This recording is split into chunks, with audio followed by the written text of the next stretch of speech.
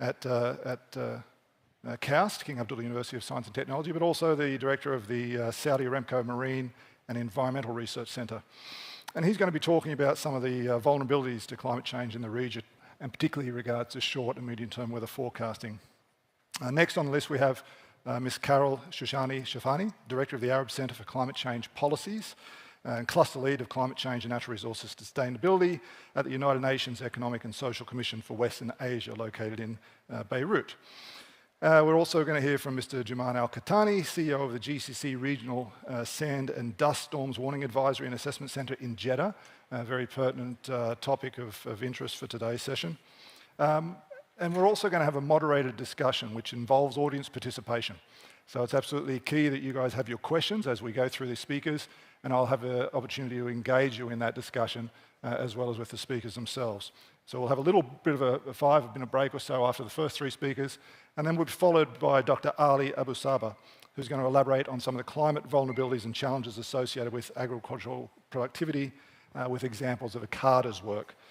And Mr. Tariq Al-Khoury, who's a regional coordinator for climate change at the United Nations Environmental Programme, is going to elaborate on some of the local knowledge and innovations to address climate impacts very pertinent to the region.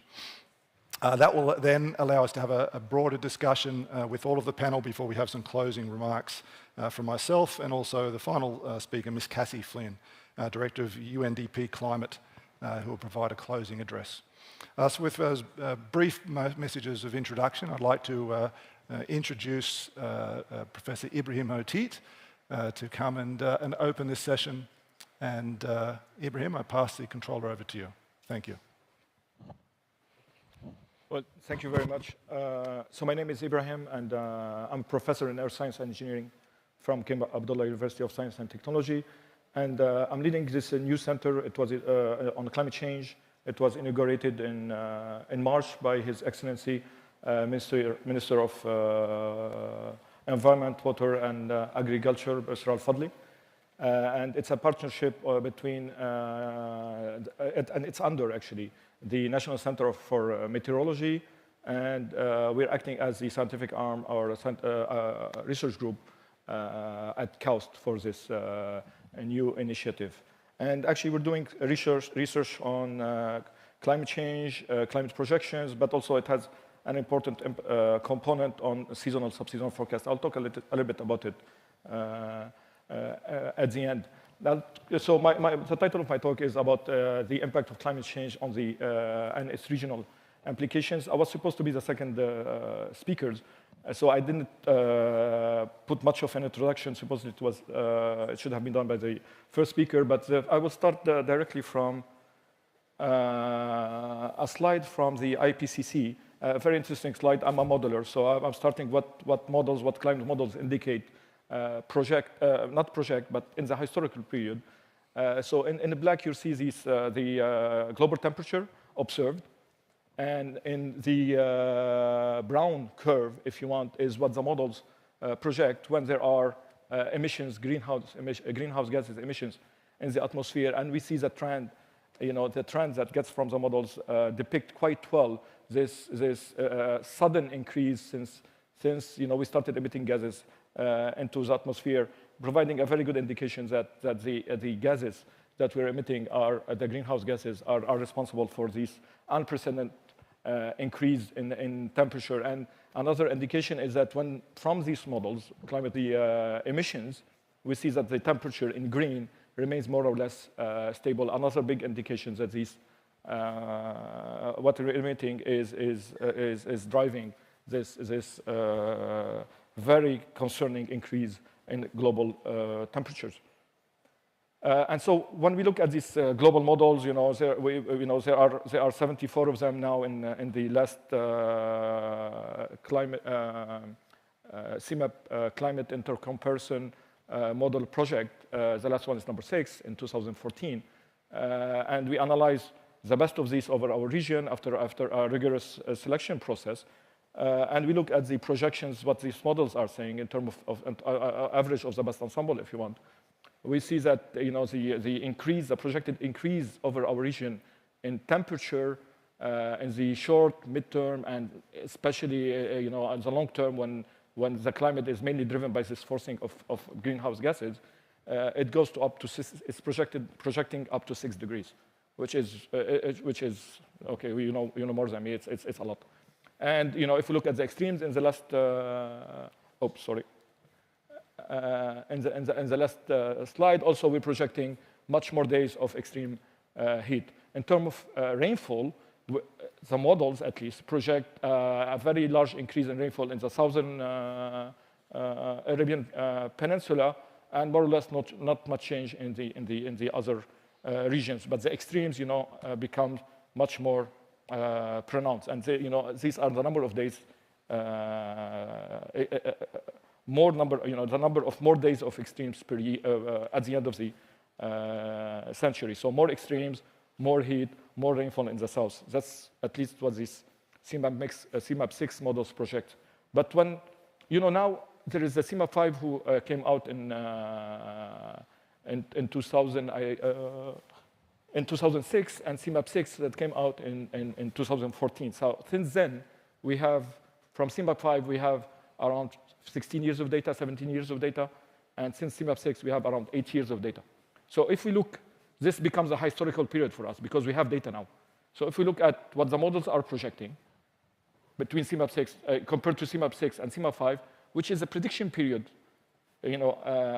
for these models, in temperature, after 10 years, more or less, the models are showing more or less the same thing between CMAP5 and CMAP6. Increase in temperature, and more or less the trend in temperature, if you want, we can say at least the trend, on average, we get it right. But if you look at the rainfall in terms of changes, compared to what we're seeing now, they are the opposite direction. So the models, at least on the short term, 15 years to 7 years, they are not getting the right changes. And not big difference in terms, despite the great advancement we did in climate modeling, the models are more or less showing the same weaknesses, at least in rainfall over this region. Now, if we look at the dust, another extreme important factor in this region, we see, analyzing satellite data dust in the last decade or so, we see increase in dust activity over the AP, and this is a paper we published in 2021. But also, if you analyze the CMAP6 models, they project decrease of dust activity over this region, and this is probably related to the increase in rainfall that is projected in the slides I've shown. Now, dust is still a tricky component to project because the interaction between the processes between the atmosphere and the land use is still not very well modeled. And a proof of that is, we've been analyzing satellite data to see the dust sources over the Arabian Peninsula in the last years, and we see an increased, a new very big dust source in Iraq, and it's related to the use of water, but also to the dams that have been built around that change the coverage in this area. There are also some drought periods in the year in this region. So it's true, it's anthropogenic, but it's not all greenhouse gases. Now, if we look at projected changes in droughts, again, in the last years, we've seen more drought events, many more drought events. But if we extrapolate back and we look at the variability of drought in this region, we see that the droughts actually follow a cycle of around 70 years, similar to the Atlantic multi-decadal oscillation, where period we have less droughts, periods, and we are in a period where we have more droughts. So if we wait more years, we might end up with another round of less droughts and more floods actually soon. So it's, you cannot see for whatever reason it's not showing well, but what I meant, it's not all anthropogenic. There is also important natural variability along cycle, multi-decadal cycle that we need to understand. So we should not put everything on climate change. The same signal, we've seen it in the Red Sea, exactly the same signal, between 70 and 80 years signal in the Red Sea surface temperature. So, So when we looked at the satellite era of sea surface temperature, And actually, we have a paper in 2017 saying that the temperature of the Red Sea increasing by 0.8 degree per decade, which is higher than the global temperature in the last 20 years or so here. But when we extrapolate back, we see this, again, this 70-year cycle showing up. And so based on a paper we published in GRL, we project in the next years, we're not saying there is no trend, but the trend is much less than what the models are projecting. If we remove this natural cycle, the trend is around 0.2, not 0.8, which is much less concerning. It's still concerning on the long term, but the situation is different. And we look at the spatial scale, there is this cooling, warming, cooling phase, warming phase in the Red Sea, and we're projecting in the soon to get to a warming, to a cooling phase, which would be a relief for the corals in this region. Yeah, 1 minute. Yeah, I'm almost done. So if we project also, we looked at changes in the sea level rise. In the Red Sea, we see an increase in sea level rise of around, based on satellite data, 4.2 millimeter per year, and in the Gulf, Arabian Gulf, 3.7, a little bit more than the global. But also, if we look at the rate of change, and we look at trends, but not linear trends, but nonlinear trends, in the Red Sea in 2000, we see a dip in the sea level rise, but then it goes up, different than the global. So it's not only a melting of ice, it's more changes, dynamical changes. In the Red Sea, we believe it's a wind system. While in the Gulf, we see more stepwise increase, the biggest we've seen in 2019. And we don't understand very well what's happening in the Gulf. So it's not, it's not only sea ice melting, but there are the local dynamics that need to be taken into account to be able to project over long periods.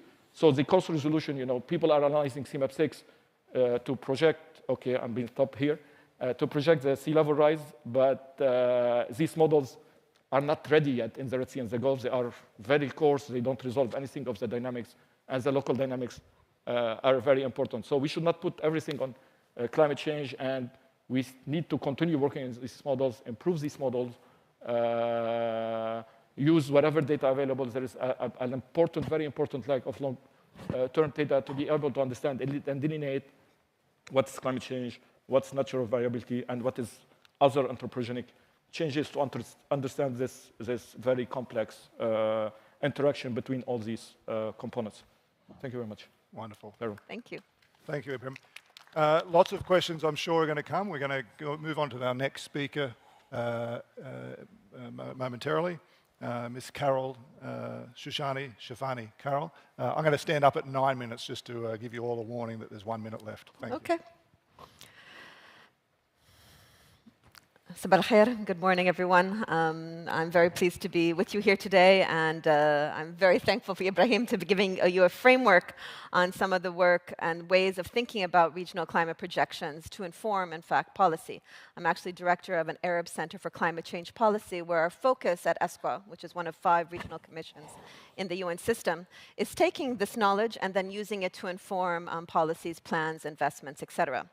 So I'll share with you what's obvious. We already know globally temperatures are increasing, and we see that our trajectory here is hotter than the global average from observed temperature, and we know that we are more of a dry region. What I think is interesting to note, though, is when we look at the global reports, and very impressive global reports generated by the Intergovernmental Panel on Climate Change, they look at the globe, and then they divide it up into different regional domains. Like the GCC domain, that was the Gulf domain just mentioned by Ibrahim, the global community also divides up domain. The challenge is when we're thinking about Arab policies is that we don't have projections that allow the Maghreb, Morocco, all the way to Oman to talk to each other on a same common baseline because we're fragmented. In fact, the country where I am in Lebanon, which is only 100 kilometers wide, is split in half over the mountains. So it's very hard to have projections that allow policymakers to use the science to go forward. We all know temperature is increasing, but you need a little bit more depth, such as we just shared, to be able to then activate and use it for decision-making and consensus-making. So that's why we worked since 2010 with the League of Arab States and actually over a dozen partners on something called the Regional Initiative for the Assessment of Climate Change, on water resources specifically and socioeconomic vulnerability in the Arab region. And through that, we have an open access data platform for the Arab region, the MENA region that exists, as well as a Mashriq region, which is a little bit bigger than the region that was just explained for the Gulf, because we are looking not only, again, the whole Arab region, but also for Iraq and what's happening with the water resources, Tigris, Euphrates. So our region that we look in the Mashriq is a bit larger, and that way we have a more inclusive, broader perspective on the Middle East area, and then again on the Arab region. The Arab region is what we did originally. We do those at a 50-kilometer scale. It's rather large, but the region is quite large, and we do that in line with the scenarios used for the IPCC Assessment Report 5.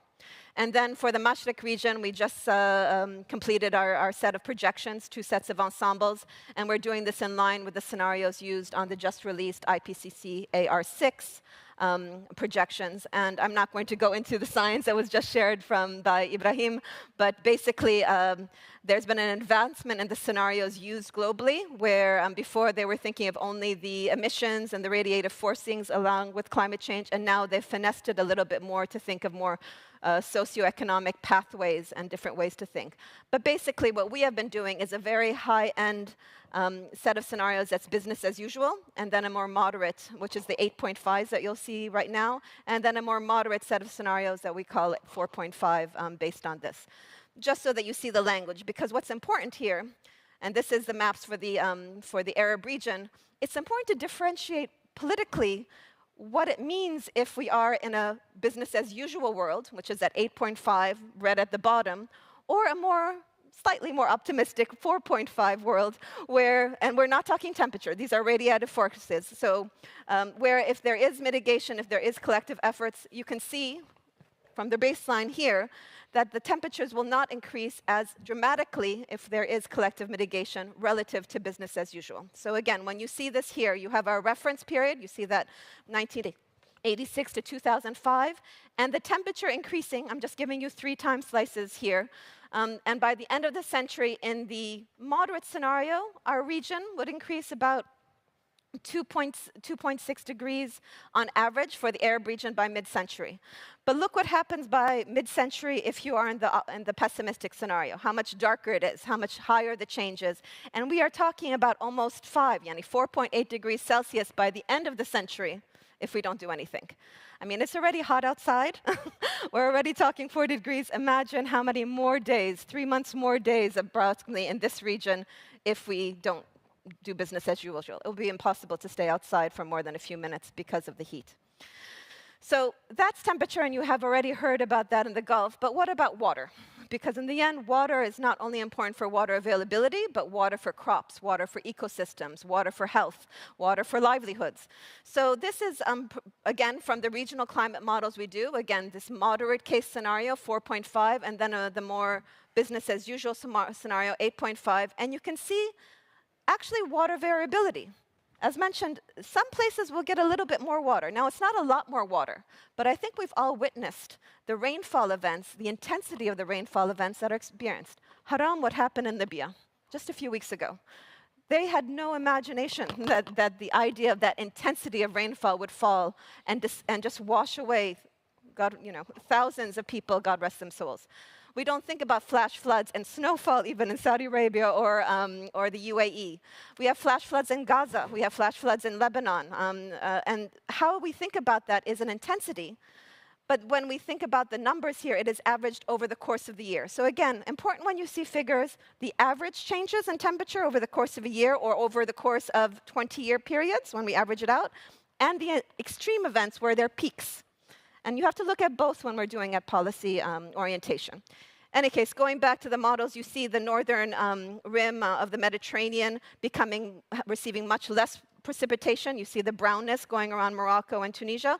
And Algeria, in the worst case, in the business as usual scenario, versus if there's moderation, how it's not as brown on that northern coast.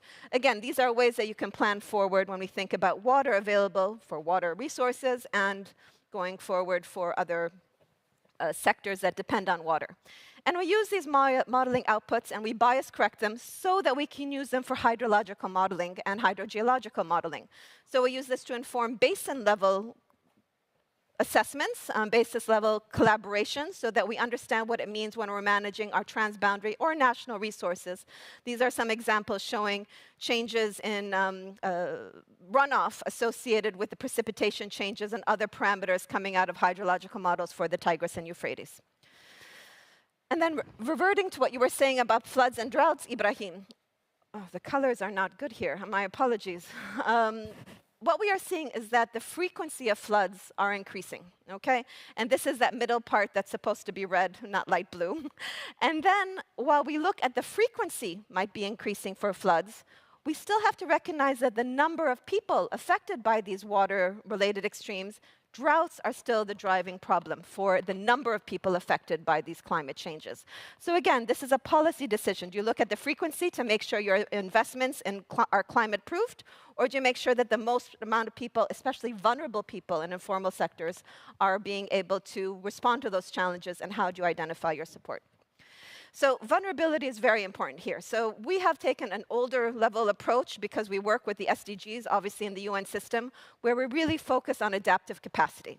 So vulnerability is not just the impact on the biophysical that comes out of the climate models, but what it means for the capacity of a country to handle it. What is their adaptive capacity to be resilient to those climate changes? So if you have a flash flood in the UAE or Saudi Arabia, it's not like in Gaza, especially now, or in Lebanon, who doesn't have the same resources. And we put those in dimensions related to knowledge, technology, infrastructure, institutions, the governance system, economic resources, and of course, vulnerability.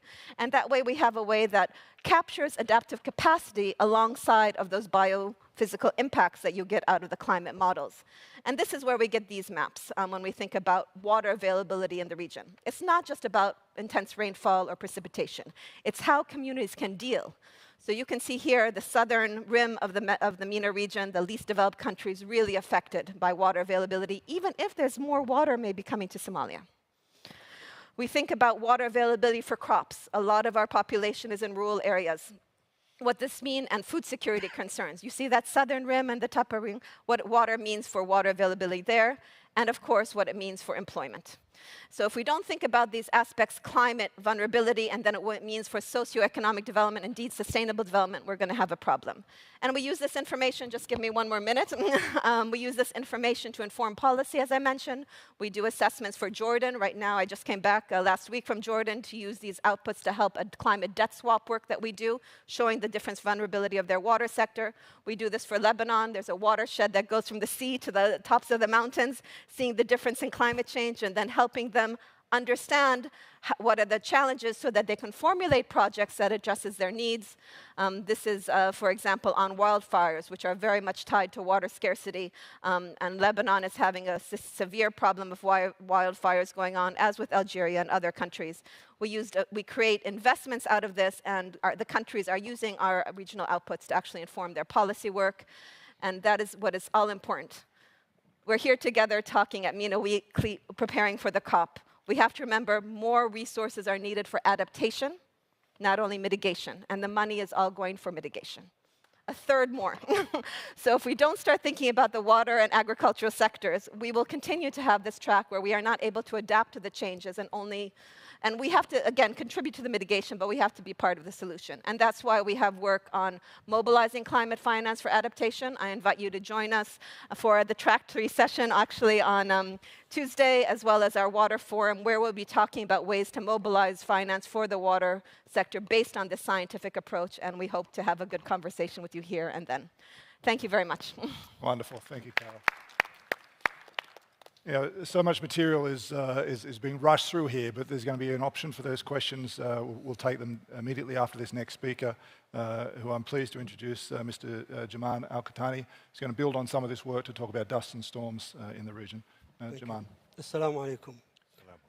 My name is Jamal Al-Qahtani. I'm the Executive Director of the Sand and Dust Storm Center here in Jeddah and the Chairman of the WMO Sand and Dust Storm Warning Advisory and Assessment System for the GCC countries. In my presentation here, we'll talk mainly about the trends and climate implications of sand and dust storms in our region.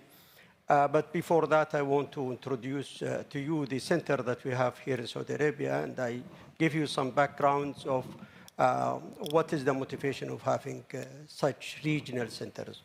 Actually, the World Meteorological Organization in 2007 passed a resolution to establish regional centers, which consists of a group of countries that they work together to address the issue of sand and dust storm. They recognize this because they see trends of increase of sand and dust storms. Emissions of the atmosphere has been increased probably 50% compared to the pre-industrial era. And the WMO wants to interact to help the regional level to work together because, you know, sand and dust storm cross boundaries issues. It's a natural phenomena, as you know, and it's very important to the Earth life. But it has to be stay in its natural rhythm, not to be enhanced by the human activities. The idea of having these centers is actually to give more prediction, more accurate prediction for the region. And this will be done or accomplished by enhancing the observations.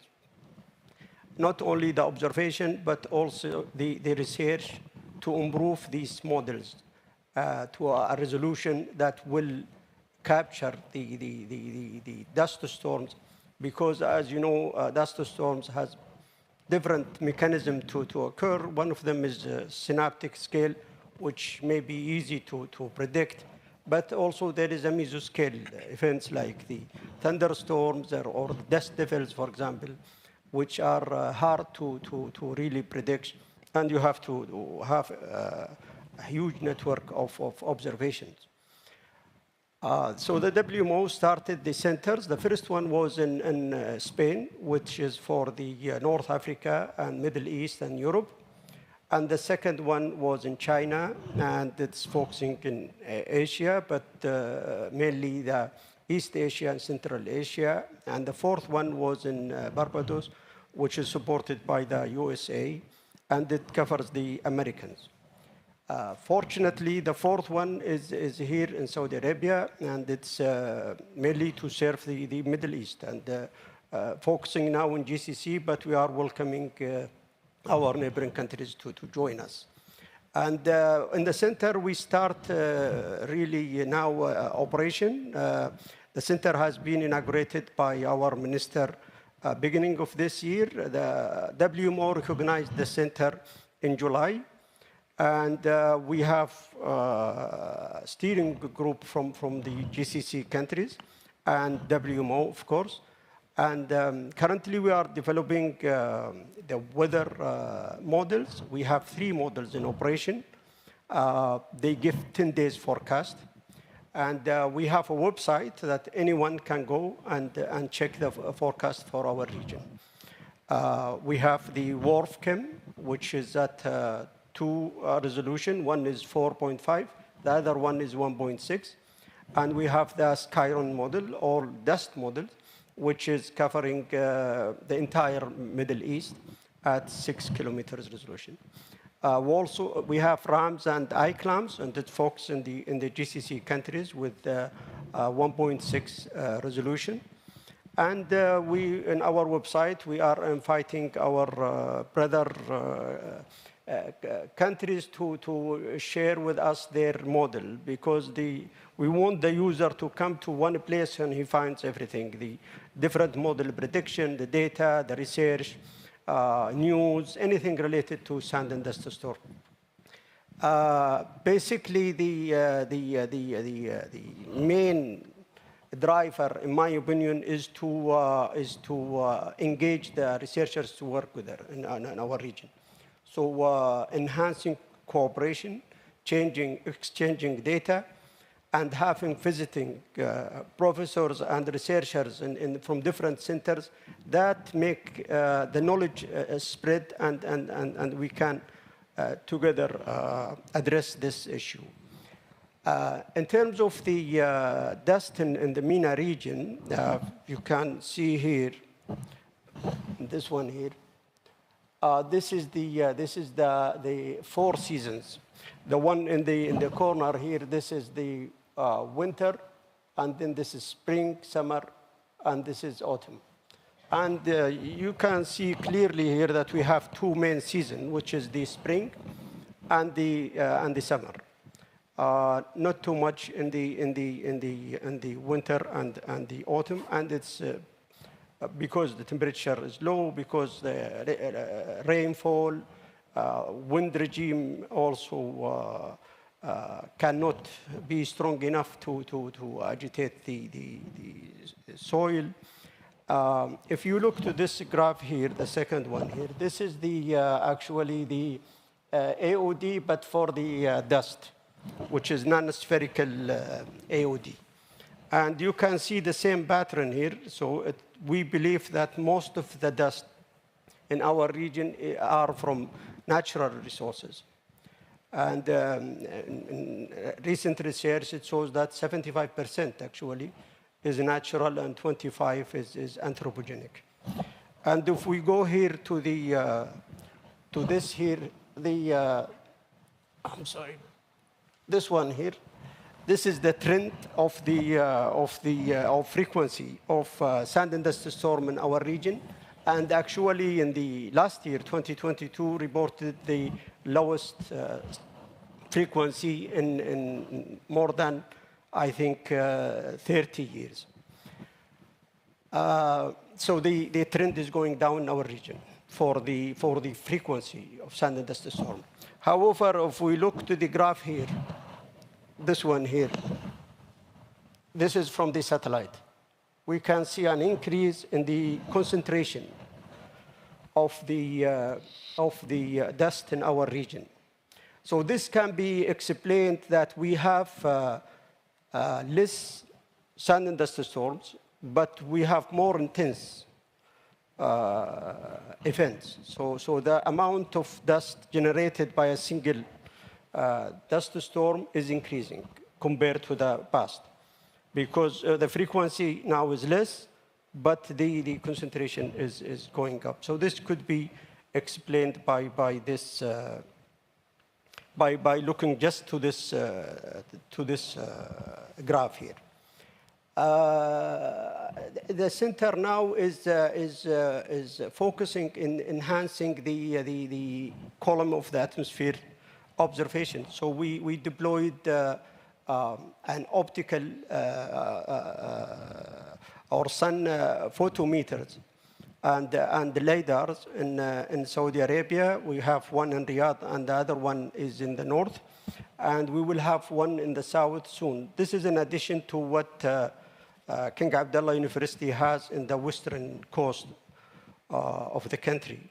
And this helps the scientists actually to calibrate the satellite images, as well as improve the output of the models that we have, because you will have measurements of the total dust in the atmosphere, and the LiDAR will show you where these dust are.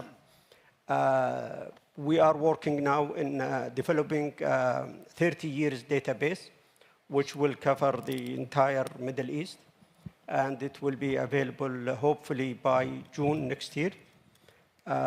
We work also with improving, as I said, the model that we have to make sure that it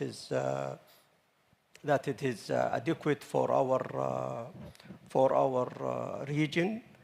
As you know, dust, as Dr. Ibrahim mentioned, is very complicated subject. I mean, some projected that the dust will increase in the future, and it has cooling effects. But the issue now is how much. Some study, they said only 0.2 degree or W by meter square or watts per meter square, which is the radiative forcing that will contribute the dust. But if you look to the trend here and we say that it will increase by 55%, then we don't know if it's going to be positive or negative in the future. And thank you very much. And I think the moderator wants us to have questions. If you have questions, please go ahead and ask. Thank you, Jamal. That was a wonderful talk. And on a very important topic to this region, particularly with relates to the health effects of dust. So now is the audience first chance to ask some questions, and I see an eager participant here already, so if we could have the microphone at the front. Yeah, thank you very much for the tremendous presentations. My question goes to Carol from ESQA. You have mentioned that some of the recommendations to the countries, and you have mentioned that resource allocations must be allocated for some adaptation solutions. Is that solutions will be like a long-term or maybe a short-term strategic solutions to have this kind of the impact of climate change? Thank you. Shall I respond, or you're getting several? Go for it. Thank you for the question. I think this is the challenge, and this is why science is so important to inform. We have to think about those extremes, those frequencies, those intensities in the short term, and that's also with the disaster risk reduction community, which works in parallel with the climate change adaptation community. We have to have coherence, and it's very important to think about this when planning, because sometimes the stakeholders in the disaster risk community tends to be limited focused on extremes and emergencies. So very important to have the Red Cross and the municipalities very much engaged. But you have to also have those resources there for that long-term adaptation. And that's more of the strategic, the policy, the investments. So getting those two communities is not so easy. We work at ESQA. I have my colleague here, Tariq Sadek, who's actually been writing papers on this, bridging those two communities. But in the end, if it's DRR or if it's adaptation, this should be a priority for our region, along with everything we have to do on mitigation. But this is where we are really feeling. We are getting hotter more than the global average, and the resource has to be done. And then it's each country decide if the resources are those short-term DRR measures or that long-term 20-year period and beyond adaptation measures. Thank you, Carol. We're going to have one more question, and a reminder, we'll have some time at the end for discussion with all of our speakers. My name is Uday Hadi Haddawi from the state of Iraq. My question to the head of Sand and Dust Storm Warning Regional Center. Sir, is there any cooperating between the Iraq state and this center? Frankly, we want to enhance this cooperating between the Iraq state and the center. Thank you. Thank you very much. Yes, actually, with the Mustansiriya University, we are now working together, and we had some workshops that we have online, and there are potential projects to work together with Iraq, and Iraq is welcome to join us, as well as the neighboring countries. Okay, we're going to put a pause on the questions for the moment. We have two more speakers. There will be, as I said, another opportunity for questions immediately following that, plus a more general discussion amongst the panel. With that, Dan, I'd like to invite our next speaker, Dr. Ali Busama, who's going to talk to us about some of the climate vulnerabilities and challenges associated with agricultural productivity. Obviously a very important issue for the region. Thank you. Okay, well, good morning, everyone, and thank you for the opportunity to be with this August panel. The previous speakers have, portrayed a very real. You're able to hear me? It's okay. Okay. They've been able to describe the situation of the climate and how it's going to affect this region, looking at the temperature, looking at the rainfall, but also looking at some of these extreme weather events.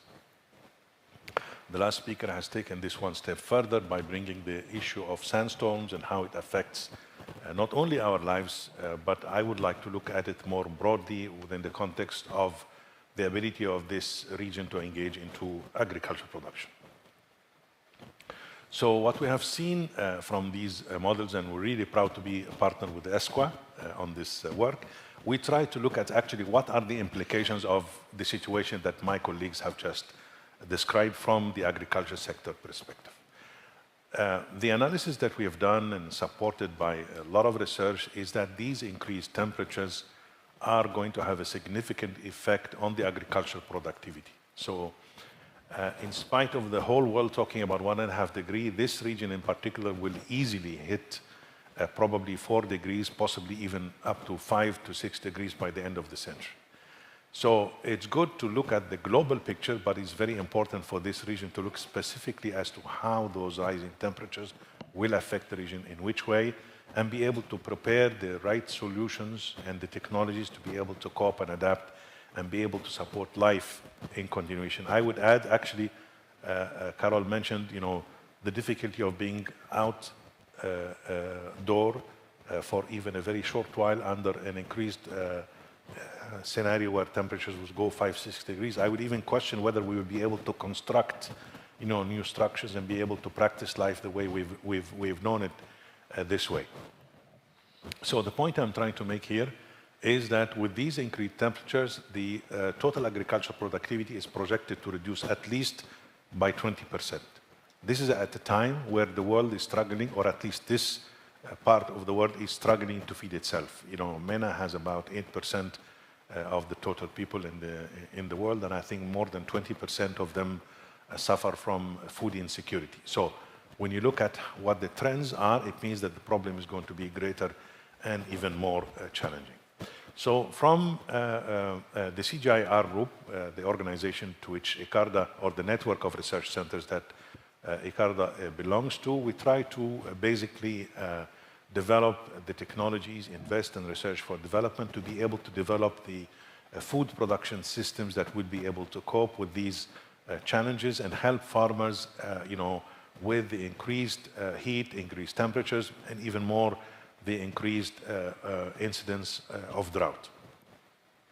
So based on the past 40, 50 years of investment, ICARDA has, for example, been able to develop wheat varieties that are heat and drought tolerant. And these have been subject to a real test in Morocco over the past couple of years that have seen what is called the drought of the century, 2 years in a row. And in the locations where these new technologies of wheat varieties have been implemented, they managed to produce the same amount of yield at a 200 millimeters rainfall compared to the average of about 400 millimeters of rain. So science is able to come up with things, but it has its own limitations. In a very similar way, I take maybe an example outside from the region in India.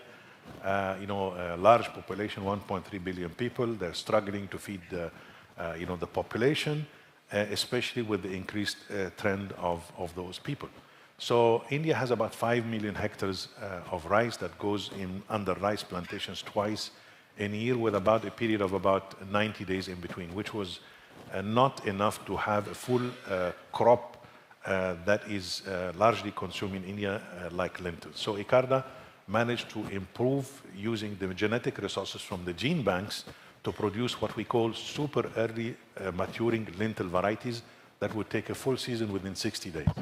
So India has been able to put this lentil crop in between 2 rice crops in 5 million hectares of land that would have otherwise gone unutilized, and actually using residual moisture in the land after the rice crop. Rice is known to be fairly high consuming crop.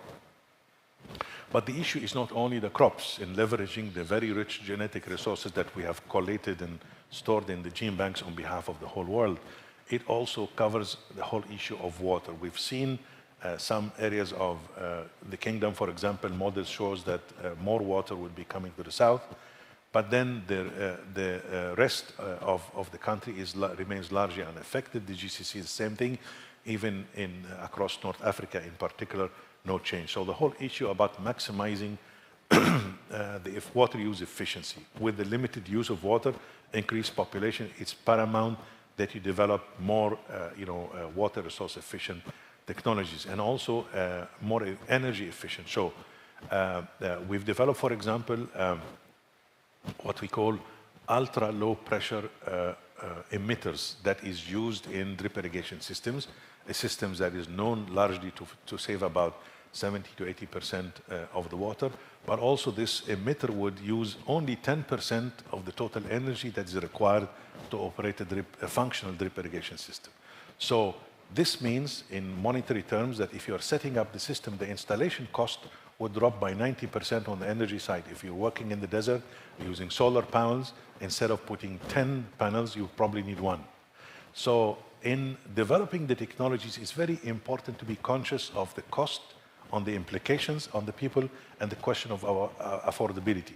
I think there are few people and large-scale commercial farmers and countries that are able to invest and scale, but we need to be mindful of the greatest majority of the people who live in rural areas that remain disadvantaged and should be able to also identify the right technologies for them to do so.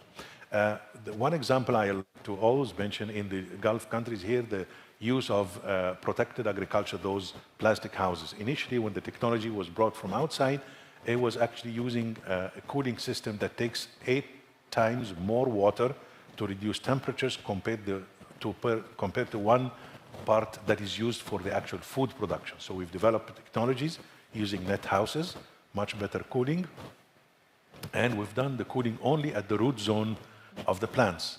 And that had saved 80% of the total water you're able to use to grow crops under protected agriculture. So with the limited resource, it means that you can multiply your food production, provided the investments are there, by almost 6 to 7 times. So, I'm mindful of time, and of course we can talk about this for a very long time, but these are just few examples about how investment in science, research, and technology could actually provide many of the solutions that we need to reinforce the point made by ESCO about the need for investment in adaptation and building resilience of the farmers. Thank you for the report. Wonderful, thanks, Dr. This is a topic that I could talk about for a long time as well, so I'm glad you had a little bit of self-control to stop, but we'll come back to that in some questions. Sure. Our second to last speaker, Mr. Tariq Al-Khoury, is going to talk about some of the local examples and local innovations that we can use to address the climate impacts we've heard about from the other speakers this morning. Thank you. Thank you very much. I'm glad to be part of this panel. It's very difficult to talk about after those great input from my colleague and at the last, but I want to talk about adaptation. We have to remember that the climate crisis impact on our region, it's different than other regions. We saw from the presentation of Carol and the RICAR projection and other projection that the impact of climate change in this region, it's different. If we are talking about 2 or 3 global warming, in the region will be 5 to 6, etc. So also, if we look at the emission gap report produced by UNEP last year, it says that we need 30% more climate ambition or 30% reduction of greenhouse gas emission to keep the Paris Agreement alive. And if we take all the NDCs and its commitment, conditional and non-conditional, we will reduce only 10%. So we really need to triple our climate ambition and accelerate implementation. I'm saying that to say that we really need to adapt to climate change, because even if we go to the best scenario, we will need time to keep the 1.5 alive. And you might wonder, so why ESCWA is doing RICARDA, why we are doing climate modeling, and why the great center in Saudi Arabia is working on sand and dust storm projection. So because without those input, we cannot do planning, we cannot be prepared to combat the impact of climate change, whether it's on agriculture, whether on sandstorm, etc. So to answer the first question that the moderator asked me, I'm going to share a few examples that we know and we worked on in UNEP, and also other examples that we know they exist on how the region and our countries and local community are adapting to climate change. We believe that national adaptation planning, it's key to answer the outcome of IPCC report that said more adaptation responses, most of the adaptation responses are fragmented, sector-specific, and distributed. So this is something that we are noticing in the region. That's why we are pushing for having and developing solid and inclusive national adaptation plan. And there are many great examples in the region. Most of our countries are worked on national adaptation plan from different perspectives. So the Iraq one, that's, I'm happy that Mr. Uday is with us today. We are working with the Ministry of Environment in Iraq on developing the national adaptation plan. And it's not an only plan. The main objective of this plan is to strengthen institutional, technical, and financial capacity while developing the national adaptation plan. What we are doing as well, it's of course we are relying on climate modeling to make sure that the action that will be developed are really concrete and are really answering the most impacted sector of the climate change in Iraq. And when I said inclusive, I also meant that we also need to look at education, to look at youth, to look at synergy between other MEAs. And this is something that is really important to make sure that the adaptation response are really solid and linked to national framework and policies and strategies. One small example is like in Iraq, we are working on integrating adaptation knowledge in the curriculum at the school level, at the high school level as well. We also worked on developing national biodiversity framework as well as part of the national adaptation plan. Other example I might mention as well, it's from Bahrain, where the Supreme Council for Environment is working on a project funded by GCF and supported by UNEP on enhancing climate resilience for water sector. Through this project, the Bahraini authorities are working on producing guidelines to harvest rainwater and to recycle grey water. And they have developed a very interesting tool as well to model the climate change impact on the water sector from supply and demand perspective. So any policymaker in Bahrain, if he or if the authority has any policy work or regulation work that's related to water management, they can use this tool and project and see what will happen.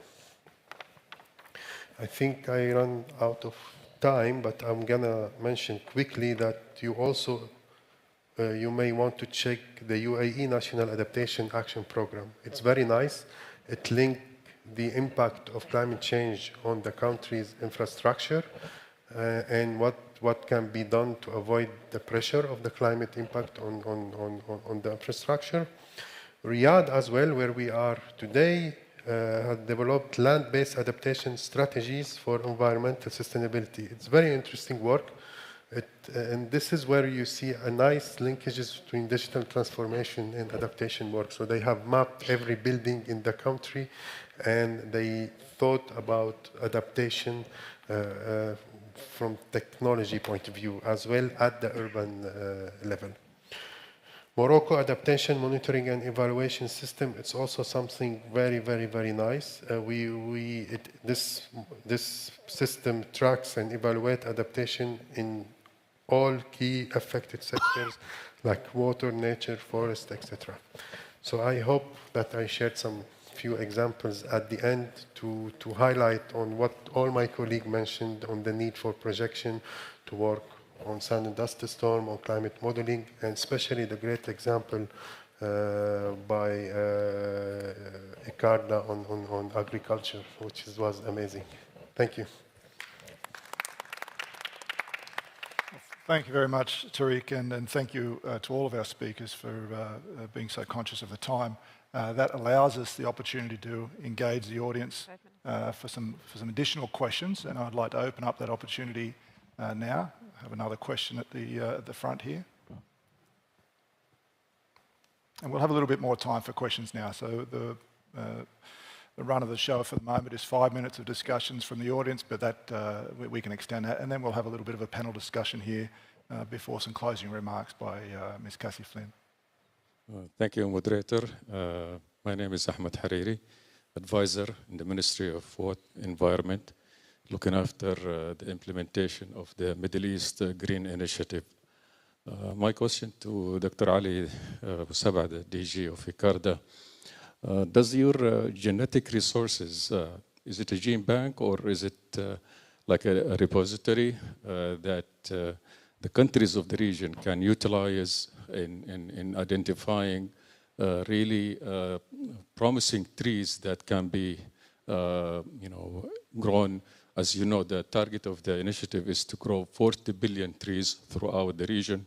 So we hope ICARDA can play a role in identifying, the best trees that can be used, either drought tolerant or salt tolerant, all kinds of trees that can really sustain, the temperatures or the environment in the region. Thank you. Okay, well, thank you very much. It's an excellent question. The gene bank, ICARDA has a gene bank that has a collection from the Fertile Crescent. This is the crops that have historically evolved and been used in the region. Those constitute from wheat, barley, fava bean, chickpea, grass pea, and lathras. And it also has a very rich collection of forages, and land races and wild relatives, which means the collection that has the natural diversity to be able to develop and continue to reform, the future crops. So we don't work on trees per se, but we work on the entire ecosystem, because trees, they will not be alone. They really need to be part of a much more integrated system, and hopefully to generate also some benefits so that it becomes sustainable on the longer term. So within this context, we have what we call the integrated desert farming model, which brings in the trees. In this region, it's the date palm. In other regions, it may be the olive trees. And in other regions, it may be, something else. And then we bring in, with the tall trees, you have the shorter trees, they have the crops on the ground, you have the protected agriculture, and then you have also livestock. And then you worry about feeding the livestock. So we are exploring, for example, using cactus, spineless cactus, to feed the animals. So, and most countries in the region struggle with feeding the animals. So a lot of research has been going. My last point is that we, as part of our 15-center network, we have 2 centers that are specifically specialize on the trees, and they have the species and the gene banks who are able to provide those. So maybe bilaterally, with permission from the chair, we can carry this conversation so that we don't take further time from the floor. Thank you. Yeah, thank you very much. A really important element of this is not just the planting of the trees, but mangroves, grasses, shrubs. But perhaps one of the most important actions is just the removal of livestock and the protection from grazing to allow the natural ecosystem to recover. I saw another question, one here at the third row. We'll have time. We'll cover everyone. Thanks very much to all speakers and panelists for this very interesting session, important topics for the region, how to look at science policy interface in different sectors.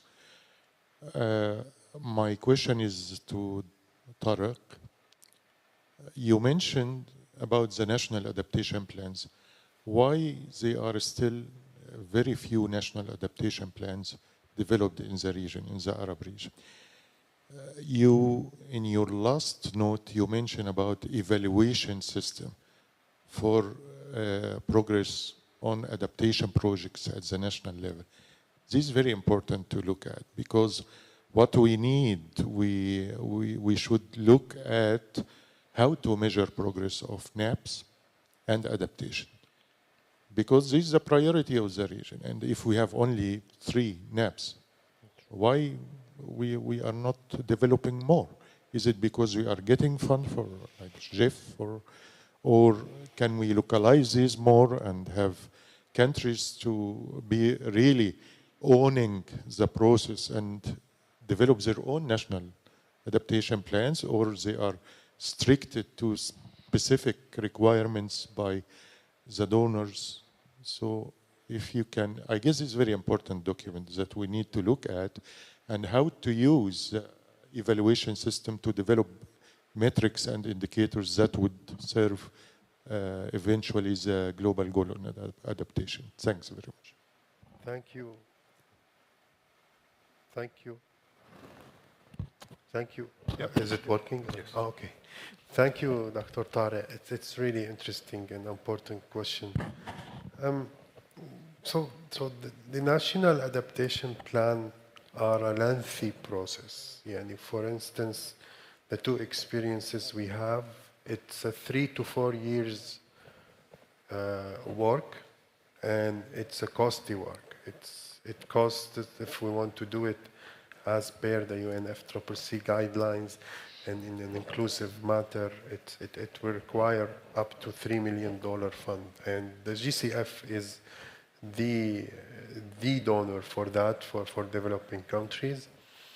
The access to fund to do the adaptation work, it's also difficult, I have to say. It's not smooth. The developing the submission itself, it took us more than 6 to 7 months. Normally the government should do that, but we, as of course, help the government to access this fund, and that's something I know that ESCWA is working on in the climate finance strategy. So it's not an easy work. At the same time, beside difficulties in accessing fund and the costly and lengthy process, there is a little bit of lack of awareness on the importance of developing such strategies. Because when we work on mitigation, it's a win-win situation. You mitigate greenhouse gas emission and you earn money at the same time. But adaptation, you lose money. You don't earn anything. You need to put money to adapt to climate change. And that's something as well. It's a big challenge for developing countries. Of course, in the GCC, we may have the resource to do that. And that's why we saw some national adaptation plans being developed in Kuwait, in UAE, etc. But for countries that are affected by crisis, political crisis or military crisis, it's very difficult to do that.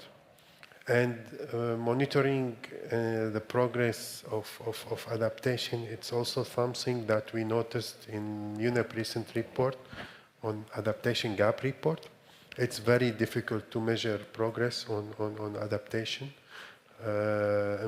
implementation, and it's needed.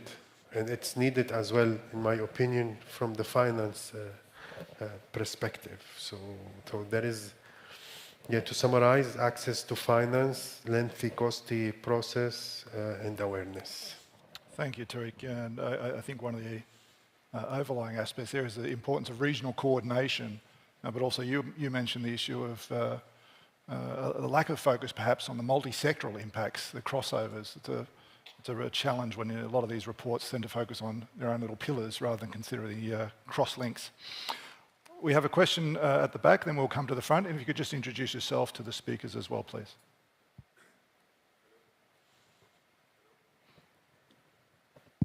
Yeah. Hello, my name is Rami Boujoude. I'm the CEO of Beritech, an entrepreneurship and innovation ecosystem player out of Beirut, supporting the region.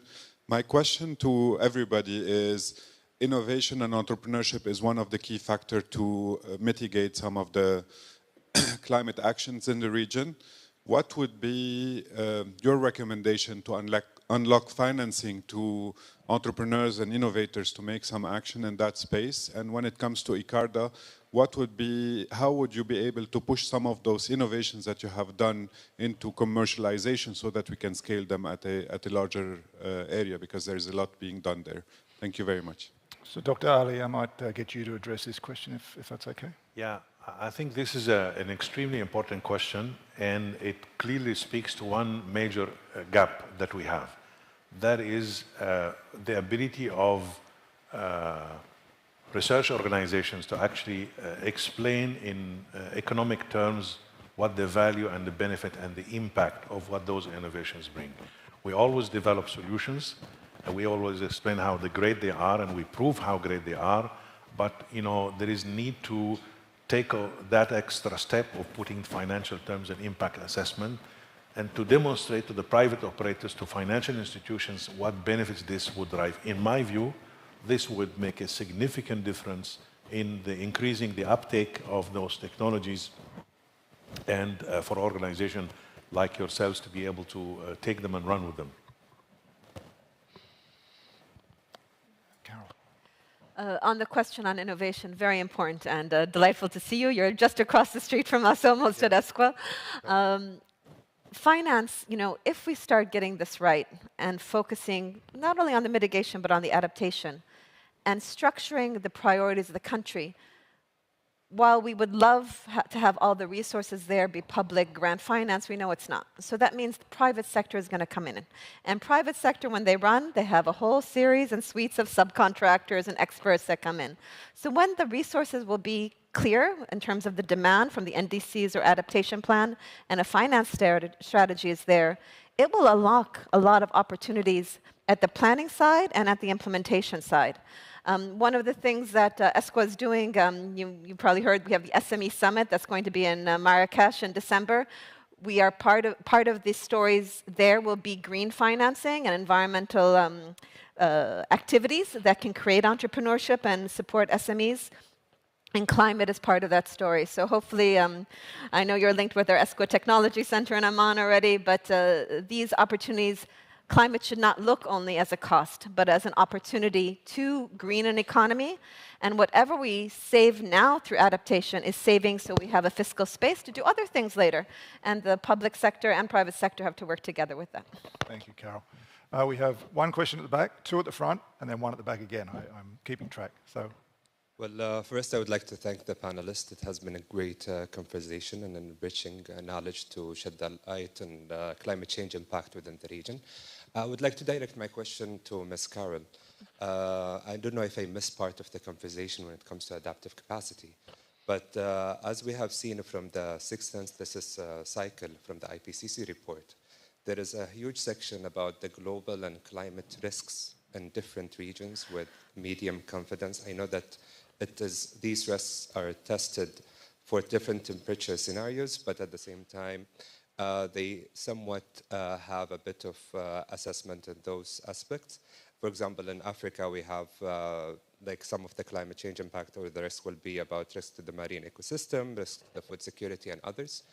But we see a lack of assessment on the adaptive capacity for these regions to withstand these risks for different temperature scenarios. And I heard part of your conversation or presentation shed a light on adaptive capacity. So I would like to ask you if there is any work in the Arab region or in the MENA region that is conducted to measure the adaptive capacity for different temperatures. If it's done, where can I find it? And is there any difficulty when it comes to the methodologies to actually conduct such assessment? And maybe the final question, and maybe I open it also to other panelists to answer, how would you like to see the adaptive capacity assessment being reflected within now what we have as the global goal and adaptation framework that would be adopted in the next 2 months? Just opening the floor for that, and would love to hear your answer for this. Thank you. Okay. Excellent question. And this is why I said when I was presenting on the vulnerability that we're using an older model. In the Paris Agreement, the language is vulnerability and resilience. The risk language came out a little bit afterwards and also brings in the idea of insurance schemes and financial and private sector engagement on financial risks associated. We are still grounded, at least at ESQA and much of the United Nations, on the importance of adaptive capacity and resilience and overcoming vulnerability that involves a larger ecosystem than just the climate. Sometimes the risk just looks, okay, if I have an intensive rainstorm, what is the risk and what's the cost of housing and the cars, and you're making a costing associated to almost nearing, not exactly, but the loss and damage, the costing of risk. Adaptation capacity is much broader. You really need to think of an integrated approach that thinks about the economics, the social, the impacts on population, the capacity to adapt. This vulnerability assessment methodology we've been using for 7 years now. It's under the RICAR initiative. We do this in partnership with all our 12 partners and under the auspices of the Arab Ministerial Water Council and the League of Arab States, where we take the climate models but link it to the technology, the GDP under economic resources, the household dependency, if there's an extreme, what happens to women, what happens to vulnerable groups, where do you think about knowledge, awareness, scientific publications, all that, all those indicators we link in then on a sector basis to the outcomes of the regional climate model. There's also a component of sensitivity. So there was the exposure to the climate, the sensitivity of the system, and then linking the adaptive capacity. That's how we frame socioeconomic vulnerability. It's a different approach from risk assessment, which is looking at cost and cost recovery in a different lens, let's put it that way. So bringing in the Sustainable Development Goals, bringing in the indicators that are there, all the reports that we do on vulnerability assessment. We have maps that we do for every indicator in consultation with the countries. All the data is online. You can look at the individual indicator that it is used for that country, and it's mapped geospatially across the districts. And also use that to do your own analysis when you link it to the regional climate models. Go to ricar.org. You'll see all those layers that can be used to support analysis. Anything you need, we also do demand-driven services for governments. Wonderful. Thank you, Carol. Question from the front. Thank you. Actually, my name is Rula Majdalani. I'm a climate advisor at ICARDA. And my question follows on the question of the previous speaker. I'm really happy to start with excellent presentations by all panelists. And that shows there is really good knowledge in the region on the need for adaptation and working with adaptation at the local level, national level, and even at an intergovernmental, at a regional level. I would like to see how much there is work, and this is for all the panelists, to think about, maybe not an answer right now, but how much can they, where do they see convergence in their different approaches to get to a global goal on adaptation, which yesterday I was facilitating the afternoon of the adaptation committee meeting, and it's very important to see convergence and coherence across the stakeholders to be able to address the global goal on adaptation, which is a very tricky one. It's like Carol just mentioned, there are so many different dimensions. So how do they see their work integrating and working together to get a step ahead in defining the global goal on adaptation? Thank you. Great question. Cassie, did you want to address this? I'm noticing you've still got 5 minutes at the end to give a presentation, but I'd like to give you an opportunity for an answer as well. Thank you. It has been such a pleasure to be listening to colleagues and the questions here. And I think what you're bringing up something that is very important, which is all of the conversations around science and policy choices and solutions are happening in a political context that is very intense at this particular moment. And I think we see this in the conversations around the global goal on adaptation, because even on the mitigation side, for those of us that were involved in those negotiations for many years, even the difference between 2 and 1.5 took many years to discuss. And that was a single number, let alone all of the different components that make up effective adaptation. And how the solutions, as has been suggested here, how all of the solutions engage with each other. Because adaptation is also about justice. Adaptation is also about how do you pick solutions, how do you promote solutions, how do you fund solutions that are right for the communities that they are impacting.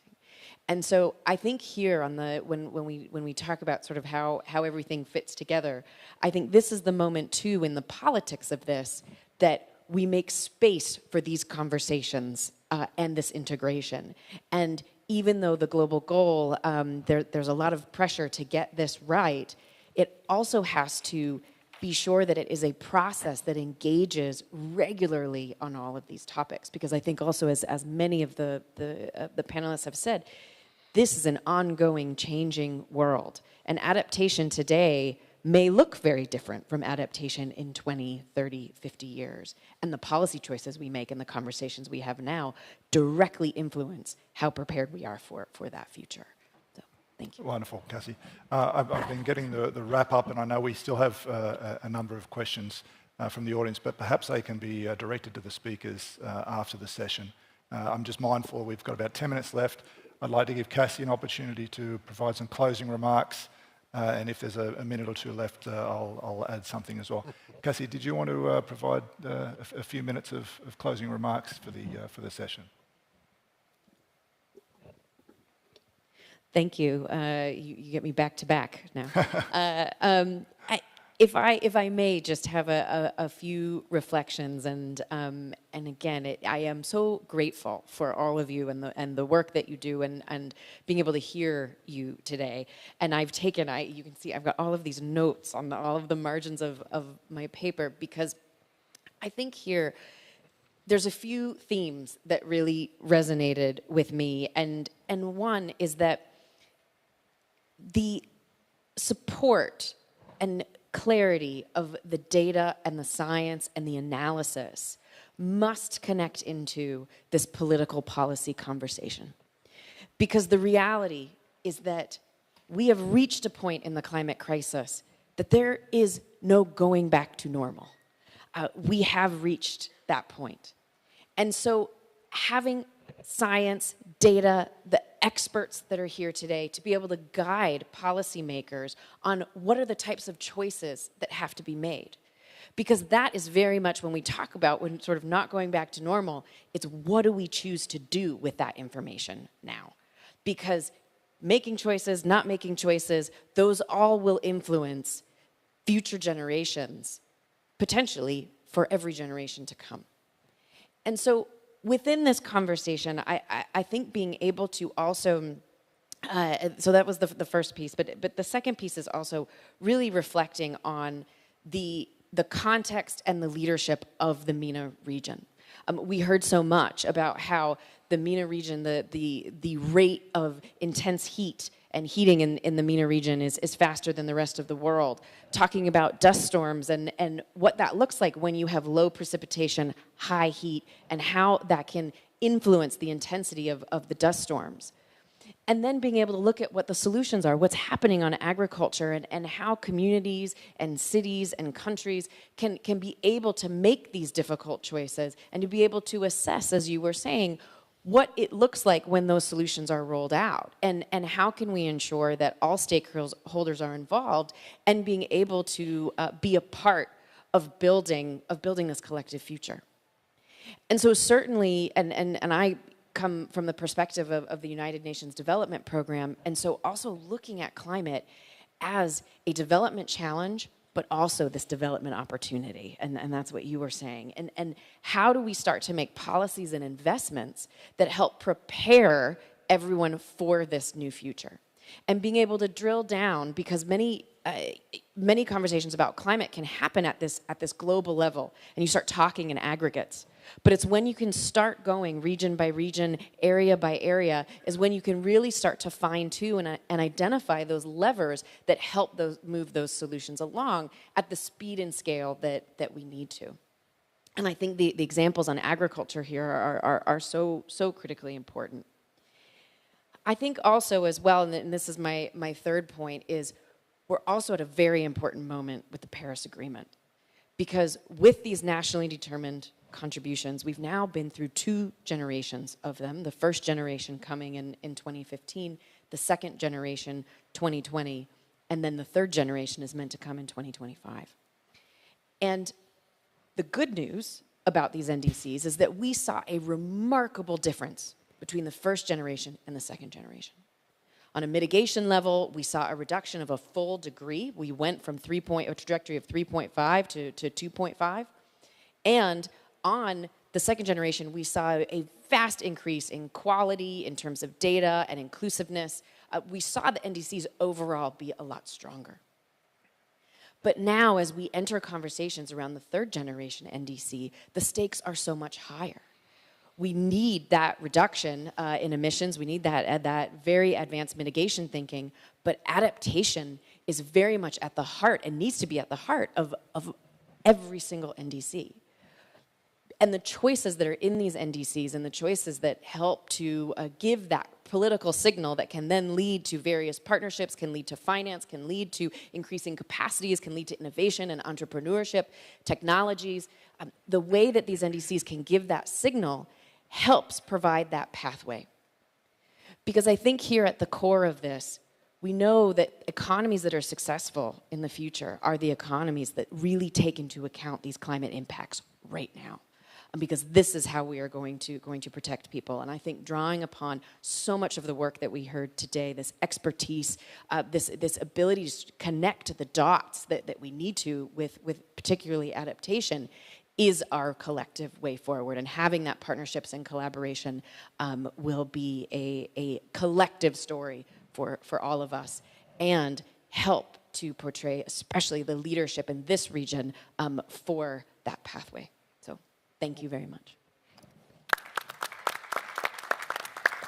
Well, some wonderful messages there, and I'd like to take a little personal reflection, just noting that this is my first Climate Week, and it's an opportunity to meet some wonderful speakers from different areas of expertise, and it really highlights the importance of coordination of activity. You know, Ibrahim's a university professor, I'm a university professor. This is not our usual forum for presenting research or advocating for some of the actions that climate change is going to require. So a message for the audience: take this opportunity to network with everyone. We've got some incredible speakers here.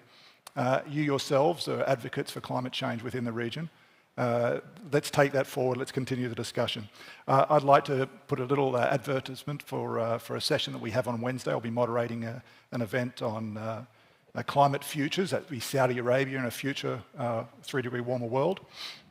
And I'd also like to highlight the strategic initiatives that are happening after this session in Track 3, the strategic initiatives to adapt to climate change and build long-term resilience, which follows on from many of the questions and topics that our speakers was presenting today. So with that, that's the close of this session. I'd like you to thank the speakers once again for their wonderful contributions.